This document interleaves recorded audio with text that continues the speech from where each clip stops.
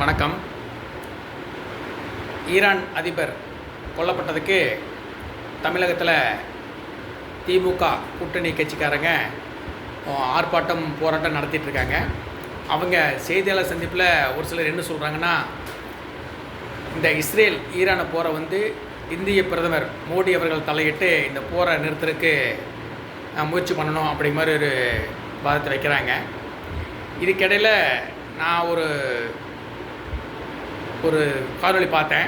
அதில் நம்ம அப்பாவு அவர்கள், சபாநாயகர் அப்பாவு அவர்கள் ஒரு செய்தியாளர் சந்திப்பில் ஒரு கருத்து சொல்லிக்கிறாரு. அவர் என்ன சொல்லிக்கிறாருன்னா, இன்றைக்கி உலக நாடுகளில் எங்கே போர் நடந்தாலும் அந்த போரை நிறுத்துறதுக்கும் தட்டி கேட்குறதுக்கும் ஒரு துணிச்சலான, திறமையான, ஒரு நம்பிக்கையான தலைவர் யாருன்னா நம்ம மு.க. ஸ்டாலின் அவர்கள் தான் அப்படிங்கிற மாதிரி சொல்லிக்கிறாரு. இது தமிழக மக்களுக்கு ஒரு பெருமையான விஷயந்தான். அவ்வளோ ஒரு உன்னதமான தலைவர் நம்மளுக்கெல்லாம் கிடச்சது ஒரு பெரிய விஷயம்.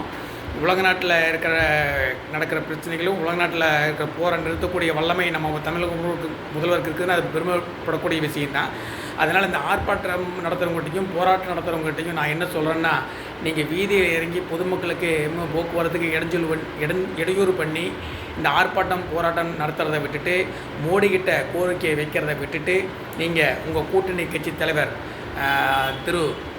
தமிழக முதல்வர் மாண்புமிகு மு.க. ஸ்டாலின் அவர்களை சந்தித்து, ஐயா நீங்கள் இந்த போரை நிறுத்துங்க அப்படின்னு ஒரு வார்த்தை சொன்னீங்கன்னா, அவர் இஸ்ரேலையும் அமெரிக்காவையும் ஈரானையும் அதனுடைய முக்கிய தலைவர்களையும் அழைத்து பேசி அந்த போராட்டத்திற்கு ஏற்பாடு பண்ணுவார். அதை விட்டு போட்டு நீங்கள் மோடிக்கிட்ட போய் கெஞ்சுறதும் ரோட்டில் இறங்கி போராடுறதும் தேவையில்லாத வேலைன்னு தமிழக மக்கள் நினைக்கிறாங்க. அதனால் போரை நிறுத்தக்கூடிய வல்லமை உள்ள மு.க. ஸ்டாலின் அவர்கிட்ட உங்கள் கோரிக்கையை வச்சு போராட்டத்திற்கு ஏற்பாடு பண்ணுங்கள். ஜெயஹிந்த்.